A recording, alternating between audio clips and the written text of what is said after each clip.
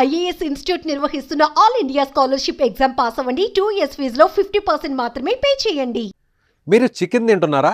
అయితే కాస్త జాగ్రత్తగా ఉండండి. మీరు ఇష్టంగా తినే కోడి కూరతో మీ ఆరోగ్యం పాడవచ్చు.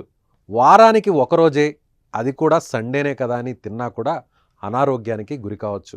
ముక్క లేనిదే ముద్ద దిగని వారంతా ఒక్కసారి ఈ వీడియో చూడండి. తర్వాత బాయిలర్ కోడిని ఎలా తినాలో తెలుసుకోండి. అసలు తినాలో వద్దో తినకూడదో కూడా నిర్ణయించుకోండి. చికెన్ అంటే ఎవరికి ఇష్టం ఉండదు? చాలామందికి ఇష్టం. చిన్నపిల్లల నుంచి ముసలి వాళ్ళ వరకు ఎక్కువగా ఇష్టపడే నాన్ వెజ్ చికెన్. కొందరు వారానికి 2-3 సార్లు తింటే మరికొందరు డైలీ తమ కంచంలో పెట్టుకొని లాగిచ్చేస్తుంటారు. వేడి వేడిగా తింటూ ఆనందపడిపోతారు. ఇది టేస్టీ అండ్ ఎంబీగా ఉండే హెల్తీ ఫుడ్ అని అందరూ భావిస్తుంటారు. నిజమే, చికెన్ మంచి హెల్తీ ఫుడ్డే, ఎక్కువగా పోషకాలు ఉండే ఆహారమే. కానీ ఆరోగ్యవంతమైన కోడి మాంసంతోనే మాత్రమే మనకు లాభం. కానీ చాలామందికి తెలియని విషయం ఏంటంటే బాయిలర్ కోడి మాంసంతో అనారోగ్య సమస్యలు వస్తున్నాయని, ఇష్టం వచ్చిన రీతిలో తింటే కొన్ని రోజుల్లో షెడ్డుకు వెళ్లాల్సిందేనని తెలుసుకోలేకపోతున్నారు. మీరు ఎలా చెబుతున్నారు? ఏంటి ఆ సమస్యలని మీకు డౌట్ రావచ్చు. ఈ విషయాన్ని నేనేమి సొంతంగా చెప్పడం లేదు.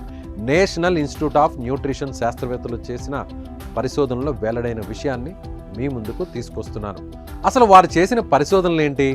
వాటిలో తేలేదేంటి? కేరళను సౌత్ జోన్గా, తెలంగాణను సెంట్రల్ జోన్గా విభజించి ఆయా రాష్ట్రాల్లోని 47 పౌల్ట్రీ ఫామ్స్లో 131 శాంపుల్ను సేకరించారు. వాటిని పరిశీలించగా విస్తుపోయే నిజాలు బయటకొచ్చాయి. ఈ 2 రాష్ట్రాల్లో అమ్ముతున్న బాయిలర్ కోళ్లలో యాంటీబయోటిక్స్ను తట్టుకునే ప్రమాదకరమైన బ్యాక్టీరియా వృద్ధి చెందుతుందని తేలింది.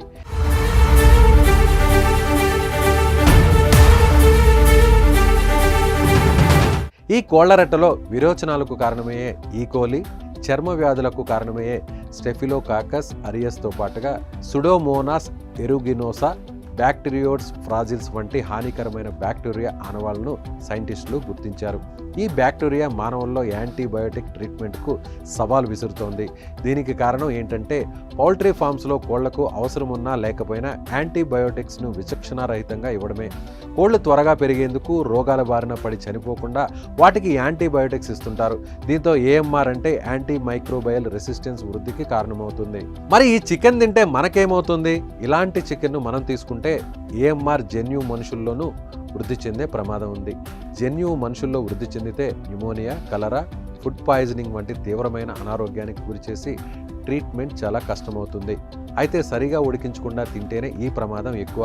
అధిక ఉష్ణోగ్రతలో ఉడికించడం ద్వారా వీటిలో 95% బ్యాక్టీరియా నాశనం అవ్వడం మాత్రం కాస్త ఊరటనిచ్చే విషయం. తెలంగాణతో పోలిస్తే కేరళలోనూ యాంటీ మైక్రోబయల్ రెసిస్టెన్స్ జన్యువు తీవ్రత ఎక్కువగా ఉన్నట్లు సైంటిస్టులు డాక్టర్ శోభి వేలేరి, సంయుక్త కుమార్ రెడ్డి తెలిపారు. ప్రజారోగ్యానికి హాని కలిగించే యాంటీ మైక్రోబయల్ రెసిస్టెన్స్ను పర్యావరణ వ్యవస్థలో వ్యాప్తి చెందకుండా ప్రభుత్వం తక్షణమే అరికట్టాల్సి ఉందన్నారు. బాయిలర్ కోడి కంటే నాటుకోడి ఆరోగ్యానికి తగిన పోషకాలను అందిస్తుందని నిపుణులు చెబుతున్నమాట. కానీ ప్రస్తుతం ప్రజలంతా బ్రాయిలర్ కోడిని తినేందుకు ఆసక్తి చూపుతున్నారు. అయితే శాస్త్రవేత్తలు చెబుతున్నట్టు ప్రభుత్వం వీటిపై చర్యలు తప్పక తీసుకోవాలి. కోళ్ల పెరుగుదల, అనారోగ్యాలకు గురి కాకుండా ఉండడం కోసం వాడుతున్న ఇంజెక్షన్లపై దృష్టి సారించాలి. అప్పుడు ఈ సమస్యకు పరిష్కారం దొరుకుతుంది.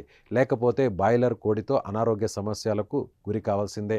చికెన్ ప్రియులకు ఇది ఇబ్బందికరమైన వార్తనే, కానీ తినేటప్పుడు కాస్త ఆలోచించండి.